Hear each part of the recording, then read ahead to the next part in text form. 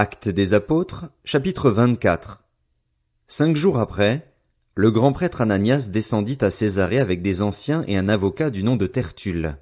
Ils portèrent plainte contre Paul devant le gouverneur.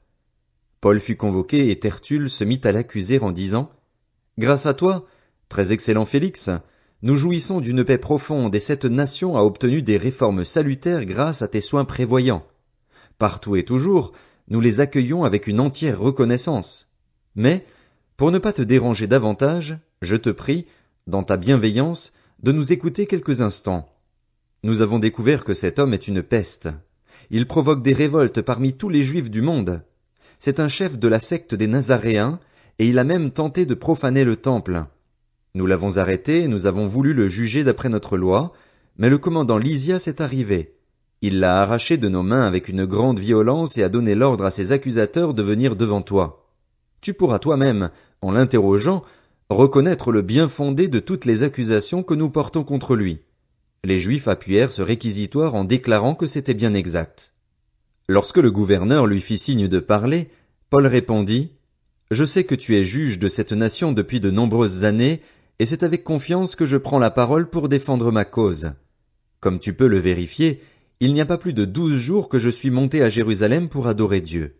Ni dans le temple, ni dans les synagogues, ni dans la ville on ne m'a trouvé en train de discuter avec quelqu'un ou de provoquer un soulèvement de la foule. Ils ne peuvent pas prouver ce dont ils m'accusent maintenant.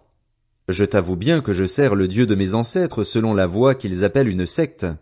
Je crois tout ce qui est écrit dans la loi et dans les prophètes, et j'ai en Dieu l'espérance, comme ils l'ont eux-mêmes, qu'il y aura une résurrection des justes et des injustes.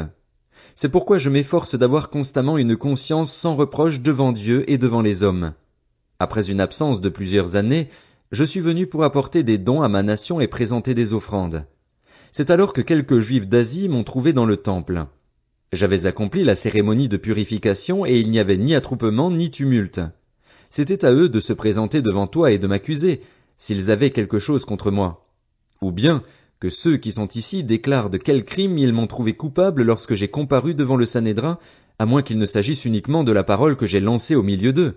C'est à cause de la résurrection des morts que je suis aujourd'hui mis en jugement devant vous. » Félix, qui était parfaitement au courant de ce qui concernait cet enseignement, les renvoya en disant « Quand le commandant Lysias sera venu, j'examinerai votre affaire. » Il donna l'ordre à l'officier de garder Paul, tout en lui laissant une certaine liberté et de n'empêcher aucun de ses proches de lui rendre des services ou de venir le voir. Quelques jours plus tard, Félix vint avec sa femme Drusille, qui était juive, et il fit appeler Paul. Il l'écouta parler de la foi en Christ. Mais lorsque Paul discuta de la justice, de la maîtrise de soi et du jugement à venir, Félix fut effrayé et lui dit « Retire-toi pour le moment. Quand j'en trouverai l'occasion, je te rappellerai. » Il espérait en même temps que Paul lui donnerait de l'argent pour qu'il le relâche. C'est pourquoi il le faisait venir assez souvent pour s'entretenir avec lui. 2 ans passèrent ainsi et Félix eut pour successeur Porcius Festus. Dans le désir de plaire aux Juifs, Félix laissa Paul en prison. Actes des Apôtres, chapitre 25. 3 jours après son arrivée dans la province, Festus monta de Césarée à Jérusalem. Les chefs des prêtres et les personnalités juives portèrent plainte contre Paul devant lui. Ils lui demandèrent avec insistance la faveur de le faire venir à Jérusalem. Ils préparaient un guet-apens pour le tuer en chemin. Festus répondit alors que Paul était gardé à Césarée et que lui-même devait bientôt repartir.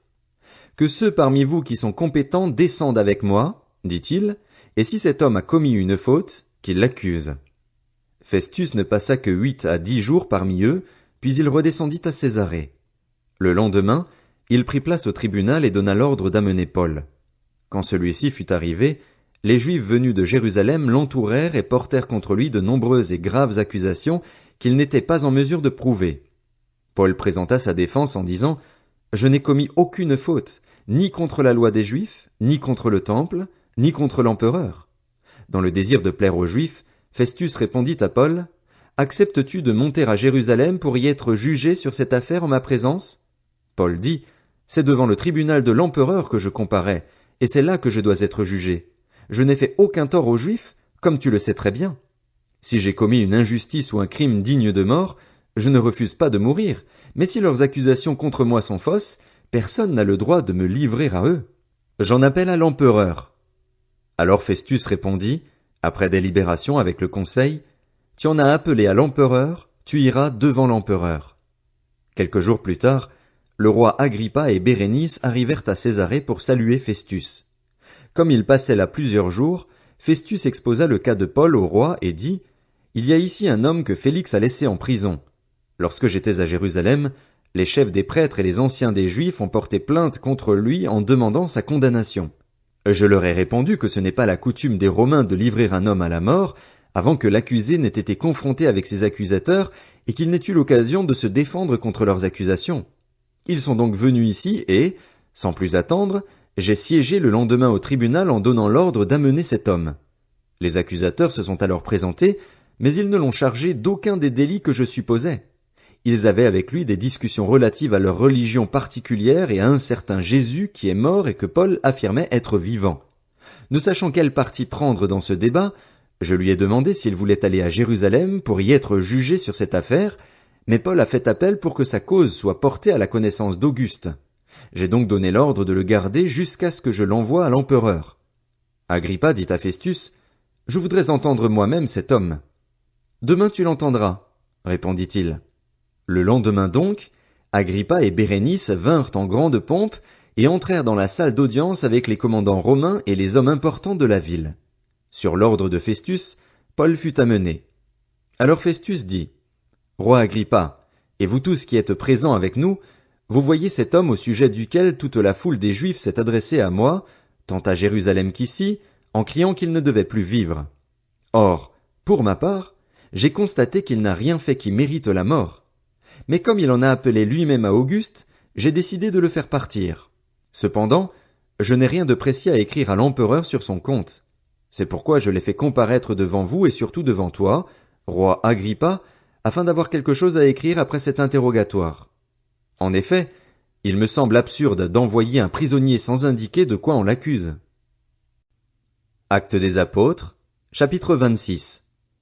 Agrippa dit à Paul, « Il t'est permis de parler pour ta défense. » Paul tendit la main et plaida sa cause ainsi, « Je m'estime heureux, roi Agrippa, d'avoir aujourd'hui à me défendre devant toi de toutes les accusations portées contre moi par des Juifs, car tu connais parfaitement leurs coutumes et leurs discussions. Je te prie donc de m'écouter avec patience. Comment je me suis comporté dès ma jeunesse, tous les Juifs le savent, puisque j'ai vécu dès le début au milieu de mon peuple à Jérusalem.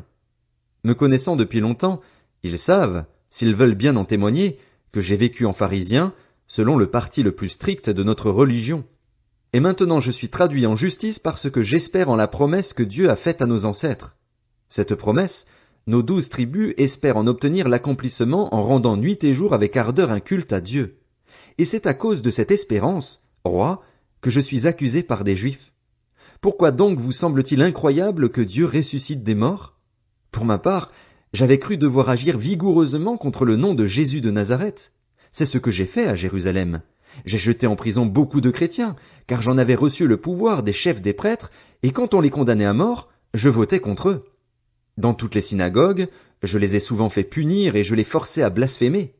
Dans l'excès de ma fureur contre eux, je les ai même persuadés jusque dans les villes étrangères.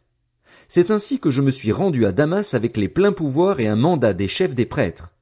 Vers le milieu du jour, roi, alors que j'étais en chemin, j'ai vu resplendir autour de moi et de mes compagnons de route une lumière venant du ciel, plus éblouissante que le soleil.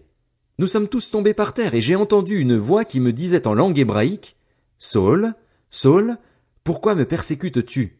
Il te serait dur de te rebeller contre les aiguillons. » J'ai répondu, « Qui es-tu, Seigneur? » Et le Seigneur a dit, « Je suis Jésus, celui que tu persécutes.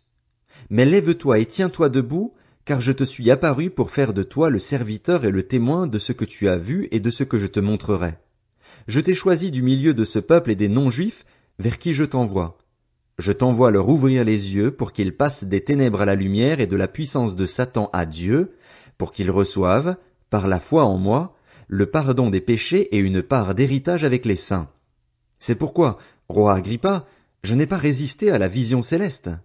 Aux habitants de Damas d'abord, puis à ceux de Jérusalem, dans toute la Judée et aux non-juifs, j'ai annoncé qu'ils devaient se repentir et se tourner vers Dieu en adoptant une manière d'agir qui confirme leur changement d'attitude.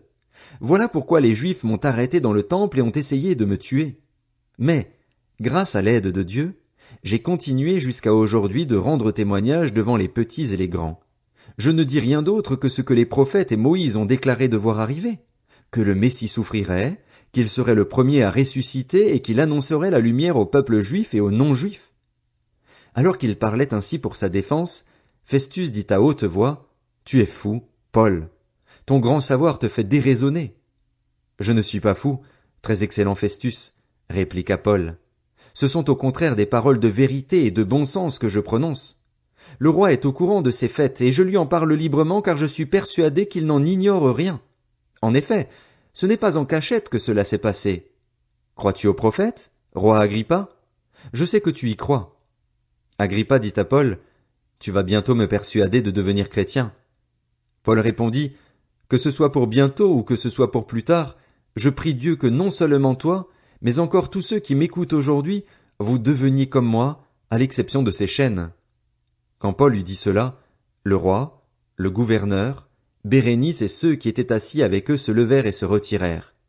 Ils se disaient les uns aux autres, « Cet homme n'a rien fait qui mérite la mort ou la prison. » Agrippa dit à Festus, « Cet homme aurait pu être relâché s'il n'en avait pas appelé à l'empereur. »